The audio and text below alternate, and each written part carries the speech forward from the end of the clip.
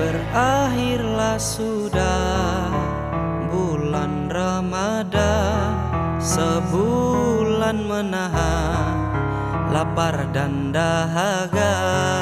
Namun itu semua saat yang terindah untuk kita semua. Kini Syawal tiba,